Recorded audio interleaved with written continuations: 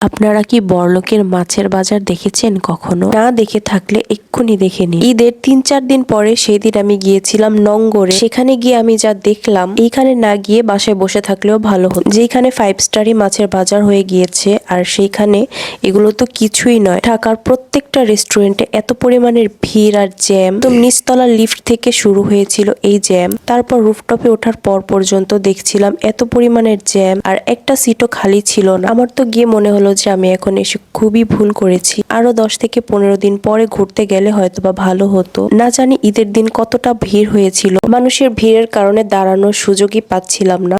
আর এই একটু একটু জায়গার মধ্যে মানুষ দাঁড়িয়ে দাঁড়িয়ে স্পেস খুঁজছিল এবং স্পেস পেলে পিক তুলছিল এখানে। আর আমি তো ভ্যাবলার মতো দাঁড়িয়েছিলাম যে কোথায় বসে খাবো আর কোথায় বসে বা ছবি টবি কিছু তুলবো।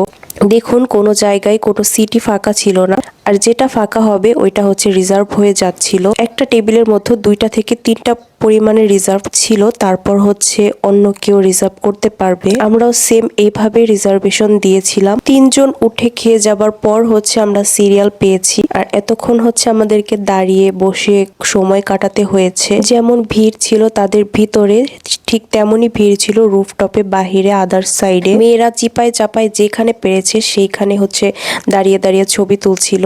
একটা মিররও ফাঁকা ছিল না, এমনকি বাথরুমও না। মানুষ পারে তো বাথরুমের মধ্যে আয়নায় গিয়ে ছবি তুলে। এতটা রাশের মধ্যে আসলে কোথাও গিয়ে শান্তি নাই। এইবার ঈদেই হচ্ছে আমি প্রথম দেখলাম যে এত পরিমাণে রাশ প্রত্যেকটা জায়গায়। চায়ের দোকান পর্যন্ত হচ্ছে এরকম রাশ দিয়ে ভরা। এবার কেন এত ভিড় ভাট্টা হলো আল্লাহই জানে। গত বছরগুলোতে এত পরিমাণের ভিড় হয়নি, আর ভিড় হলেও ঈদের 2 থেকে 3 দিন পর্যন্তই ছিল। আর এখন তো মনে হচ্ছে 10 থেকে 12 দিনও এই ভিড়গুলো কমবে না। ঈদের 7 দিন হয়ে গেল, তারপরও হচ্ছে ভিড় কমছে না। এবার কি আসলে মানুষ বেশি ছুটি পেয়েছে না কি হয়েছে আল্লাহই জানে। তো যাই হোক, অনেক স্ট্রাগল করার পর হচ্ছে আমরা সিট পেয়েছি এবং খাবার অর্ডার করেছি। এখানে হচ্ছে আমি ক্রিমি একটা পাস্তা অর্ডার করেছিলাম। পাস্তাটার নাম আমার ঠিক মনে নেই, এন্ড এটার দাম পড়েছিল 550 টাকা। এবং একটা পিজা অর্ডার করেছিলাম বিবিকিউ ফ্লেভারের, আর এটার প্রাইস পড়েছিল 950 টাকা। তাদের পাস্তাটা আমার কাছে এভারেস্ট লেগেছে এবং পিজাটা হচ্ছে খুবই মজা লেগেছে। যেহেতু বিবিকিউ বেকড পিজা ছিল,